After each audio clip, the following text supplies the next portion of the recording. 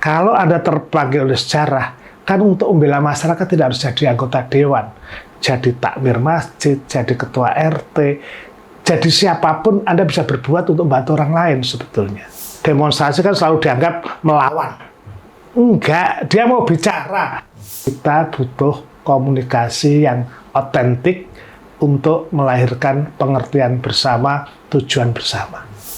Kita sedang memerlukan pendidikan kebangsaan yang memadai pada generasi kita. Pak, kenapa sih Pak kita harus ngobrol soal keadaan sekarang ini, Pak?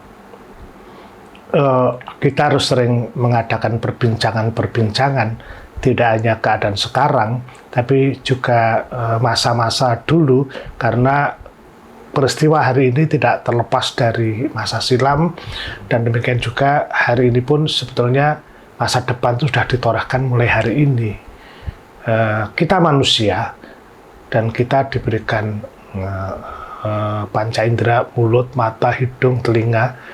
Maka esensinya ketika dia berdamping kan dia harus menggunakan perangkat tubuh kita untuk bisa hidup bersama tadi, dan Gusti Allah sudah memberikan perangkat itu pada setiap manusia.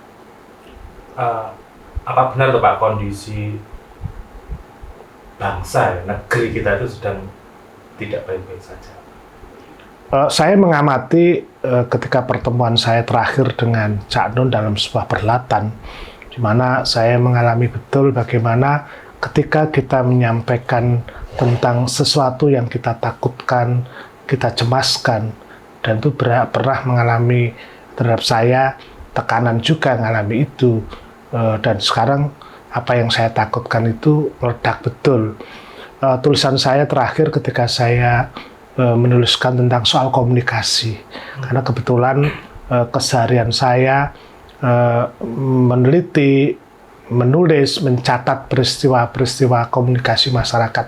Karena bagi saya komunikasi itu adalah peradaban, dan itu ada peranatan atau mekanisme yang sudah ditata oleh para orang-orang sebelumnya, yang tujuannya adalah hidup bersama, saling mengerti, saling memahami. Pak, sekarang kalau boleh saya sedikit masuk lebih dalam, sebenarnya apa tuh yang melatar belakangi demo yang besar-besaran ini? Oh, banyak Mas. Jadi tidak hanya satu pemicu ya. Latar belakangnya pasti soal soal hal yang terakhir, misalnya soal media sosial yang sekarang sudah menghancurkan media massa, di mana orang sejak 2012 itu sudah menjadi produser informasi. Seperti Anda kan juga bisa memproduksi informasi.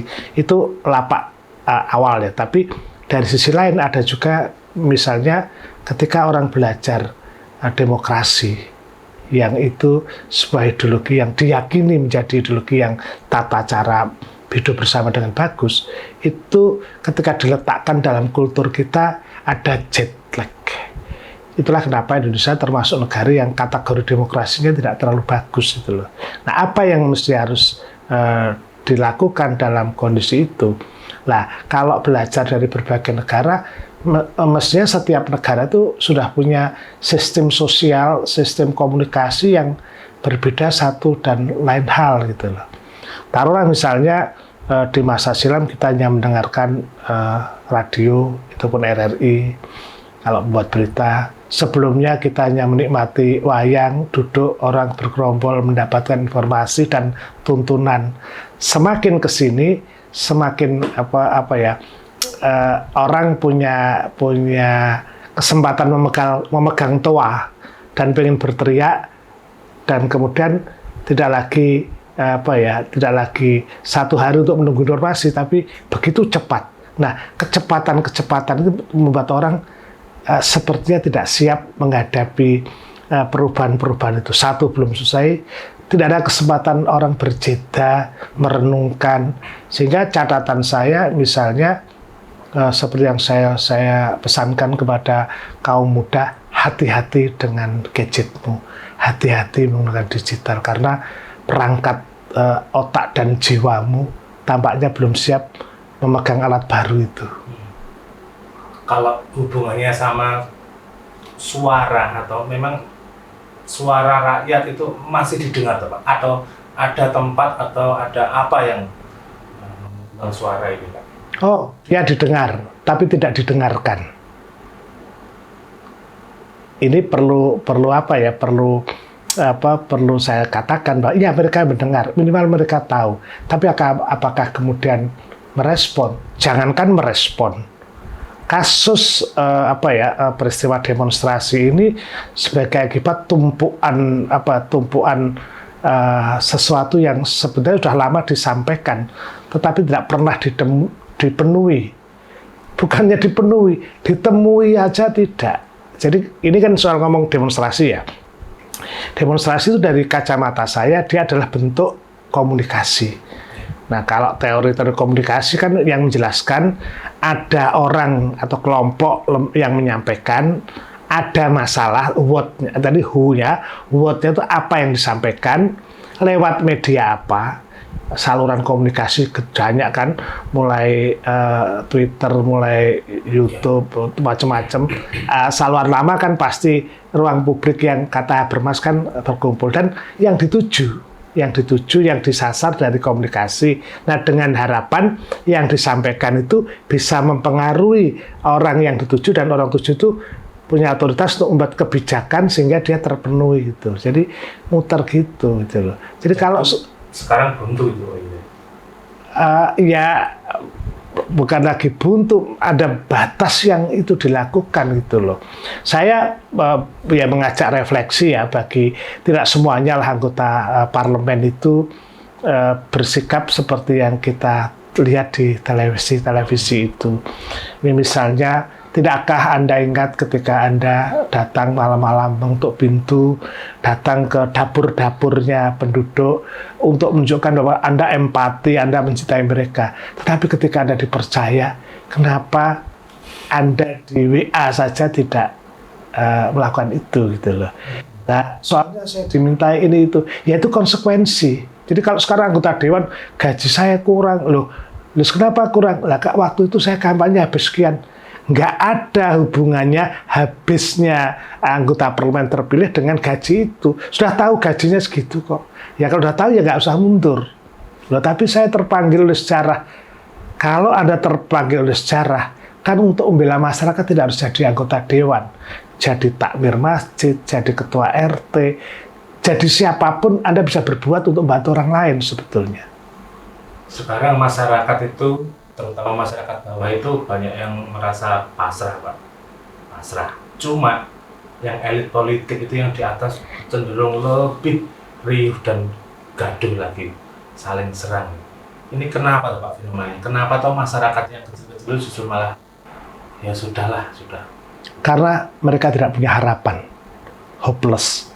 Berbeda dengan orang-orang yang dalam takarannya dia masih bisa meningkatkan posisi daya tawarnya, dia bersuara. Bahkan dia sudah bisa menilai, oh yang saya demo itu kok katanya segitu, maka saya bisa melakukan lebih dari itu, maka saya suarakan. Jadi ibarat tinju itu dia merasa gebak, oh saya masih bisa kok, imbang semacam itu. Nah, sebetulnya peristiwa ini bisa diatasi kalau dari awal kita mengajarkan pada politisi kita untuk menyadari betapa pentingnya komunikasi. Ini kan problem komunikasi. Nah, nanti apakah setiap orang yang datang ke Anda itu minta duit? Ya mungkin. Tapi apakah harus dipenuhi misalnya? Saya selalu mengatakan itu. Saya malu. Lah, jadi anggota dewan ya apapun harus risikonya. Jadi harus Anda siap risiko gitu loh. Nah, hari-hari kita ketika di demo itu kan banyak persoalan. Jadi ini kesalahan demokrasi, cara kita working ideologi politik yang kemudian hanya mengandalkan atribut. Coblos saya artis, saya terkenal, popularitasnya tinggi, elektabilitasnya tinggi. Tapi apakah mereka punya kapabilitas dan etikabilitas? Adakah pihak yang diuntungkan Pak dari keadaan ini? Oh, tentu saja. tentu saja pasti dalam ruang-ruang ini apakah tersembunyi atau tidak itu tentu ada. Tetapi begini Mas, saya tidak terlalu banyak menuduh siapa yang menunggangi, siapa yang masuk dalam ruang itu. Hanya kalau kita coba misalnya bicara soal demonstrasi itu dengan dunia luar, mereka tadi sudah ada tradisi yang demokrasi yang terpola. Kemudian ada fasilitas undang-undang yang menjaganya orang itu. Yang ketiga, aparatnya pun juga sudah terlatih untuk menghadapi demonstrasi itu, sehingga aparat itu mengawal pendemo, bukan menjaga demo masuk. Ini rodok beda kita ini. Nah, ini yang harus kita renungkan. Ini kan sedang perenungan menurut saya. Jadi ketika ini kan problem berkomunikasi yang kemudian tidak ketemu. Saya yakin kok anggota Dewan juga gelisah juga hari-hari ini. Dan mereka juga pengen ketemu dengan konstituennya. Tapi mereka mungkin sedang kebingungan sendiri. Ya mohon maaf, inilah yang saya kira Anda harus hadir di ruang itu. Jadi saya ingat dari istilah Jawa itu, ngluruk tanpa bolo, menang tanpa ngasorake. Jadi datanglah sendiri, tatak, tegen, tidak bawa senjata. Jadi demonstrasi jangan dihadapi dengan senjata gitu loh. Tapi dengan pikiran, dengan mau tersenyum, mau berkomunikasi. Alat untuk menghadapi demonstran itu telinga, Mas. Mendengarkan, bukan senjata. Nah, kalau ada yang menjaga senjata, dia bukan demonstran. Orang yang demonstrasi membawa senjata berarti dia tidak punya kualifikasi sebagai orang yang menyuarakan suara rakyat. Karena pikirannya sudah mau menyerang, pikirannya mau menjatuhkan, membakar, bukan bahwa pikiran yang tentang yang didialektikan dalam pertemuan-pertemuan demonstrasi itu. Jadi itu sudah tidak bisa dinamakan demonstrasi. Oh, kalau saya pasti negara harus mentolerir, karena itu kan aturan regulasinya harus jelas. Tidak apa-apa. Jadi demonstrasi datang, makanya ini soal persepsi kita. Demonstrasi kan selalu dianggap melawan. Enggak, dia mau bicara. Caranya apa? Didengarkan Pak, Bu, aparat. Jadi mereka itu ingin bicara, didengarkan. Tugas Bapak, Ibu aparat mengawal suara mereka ke tempat yang dituju. Itu saja. Tapi jangan membela kemudian dijaga. Kalau dari awal misalnya ada demonstran yang disinyalir misalnya membawa senjata, ya sudah dari awal ditindak saja karena dia bukan seorang pejuang demokrasi. Oke. Sekarang saya mau ngomong medsos, Pak. Kenapa Pak medsos itu rasanya lebih panas daripada kondisi yang nyata di masyarakat, lebih gaduh? Sebetulnya bagi anak-anak muda, mereka tidak punya rasa terhadap medsos. Jadi harus hati-hati.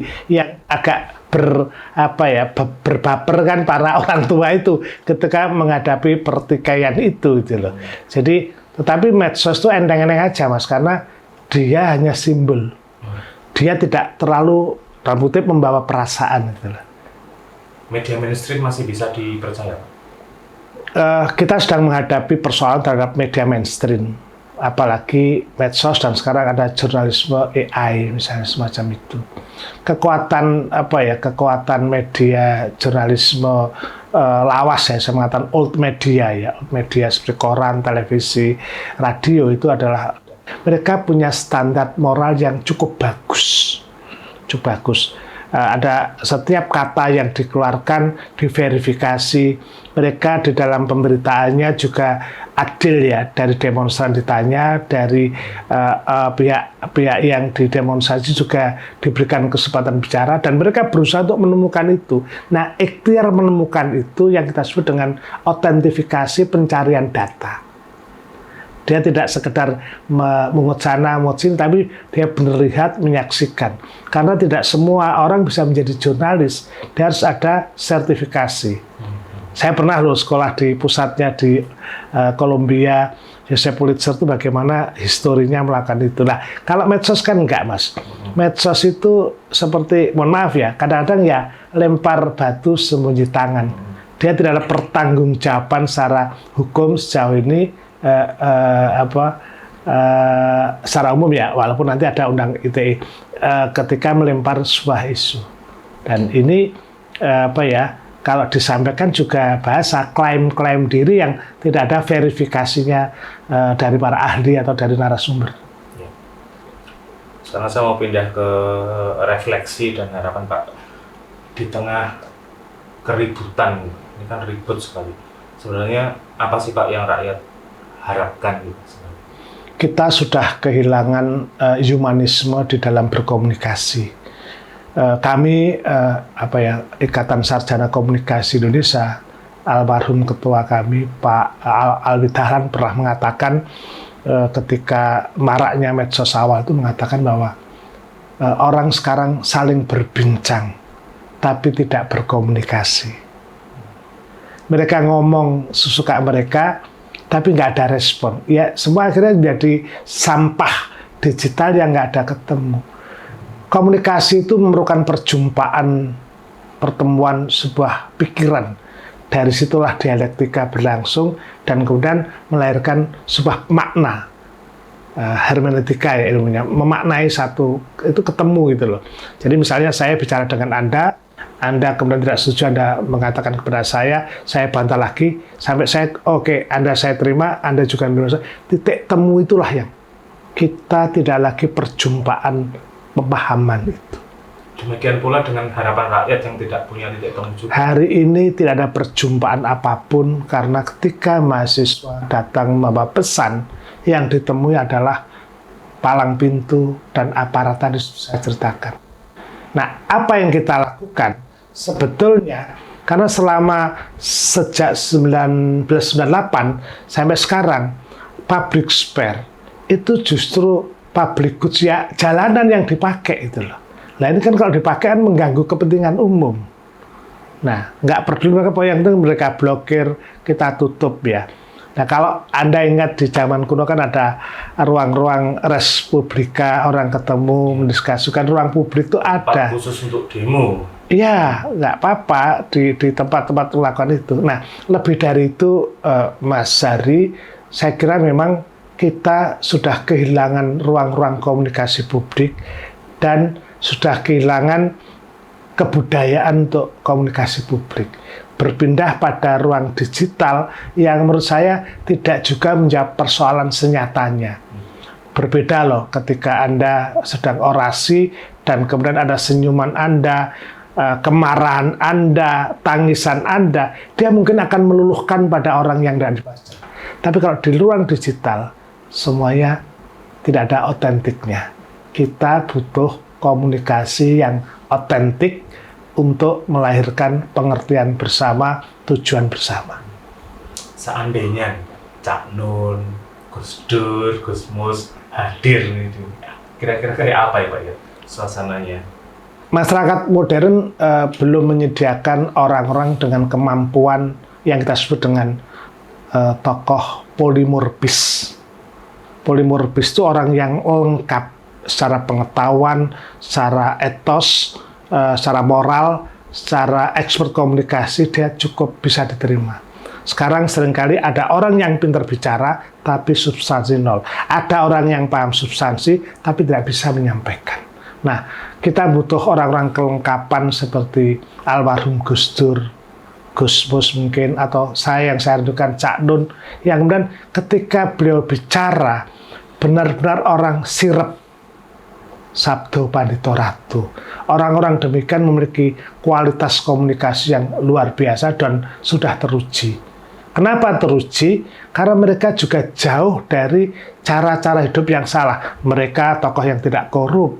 Mereka juga secara sosial punya relasi yang bagus itu loh. Jadi kita sedang, atau saya sedang merindukan tokoh-tokoh yang bisa hadir di situ. Dan yang perlu dicatat sebetulnya demonstrasi kali ini bisa mereda ketika aparat mungkin agak sedikit mundur dan yang maju adalah para tokoh-tokoh itu.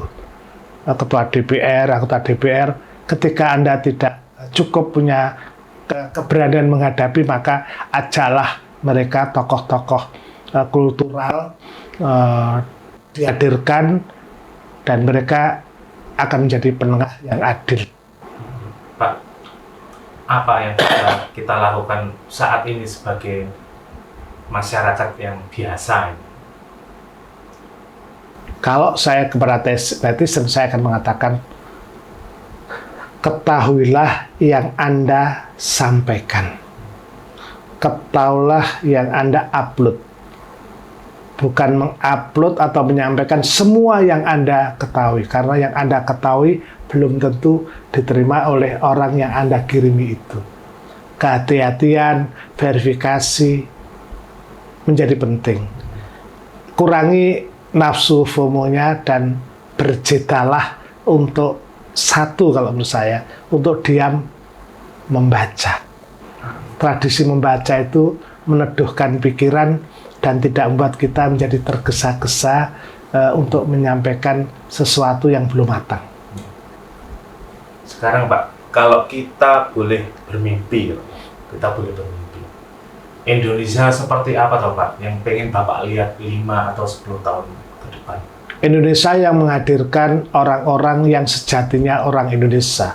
Karena orang Indonesia itu ada orang Osing, ada orang Bugis, ada orang Aceh, ada orang Jogja, ada Madura, ada Papua.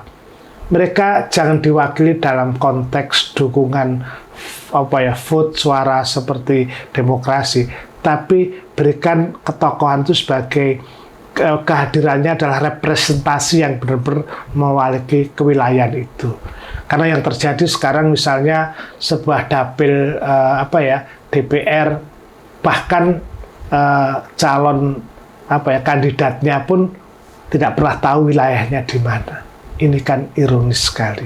Jadi perlu regulasi, perlu juga disesuaikan dengan konteks kewilayahan.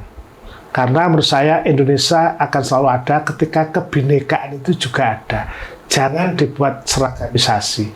Keberbedaan itu bukan diseragamkan, tetapi dipersatukan. Apakah Bapak masih yakin Pak Indonesia akan bisa baik-baik saja? Kalau masih yakin, apa yang bisa meyakinkan alasannya Pak? Pada generasi saya, misalnya generasi baby boomers sisa atau X, minimal mereka masih memiliki semangat nasionalisme kebangsaan yang tinggi. Tapi saya tidak terlalu yakin apakah generasi global yang kemudian sudah berpikir internasional itu mereka kuat terhadap keindonesiaannya. Meskipun secara fisik orang itu akan banyak ada. Tapi saya percaya bahwa setiap masa pasti ada tokohnya dan setiap tokoh ada masanya. Sehingga yang bisa saya lakukan adalah mari kita lakukan perbaikan, terutama berkaitan dengan demonstrasi adalah pendidikan kebangsaan.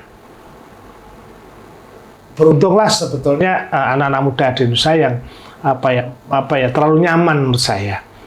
Apakah ini keuntungan tidak, tapi bagaimana anak-anak Korea Selatan, anak-anak Amerika dan lainnya, mereka punya yang kita sebut dengan wajib militer. Mereka harus melakukan pembantaraan terhadap cinta bangsanya. Kita mungkin butuh itu.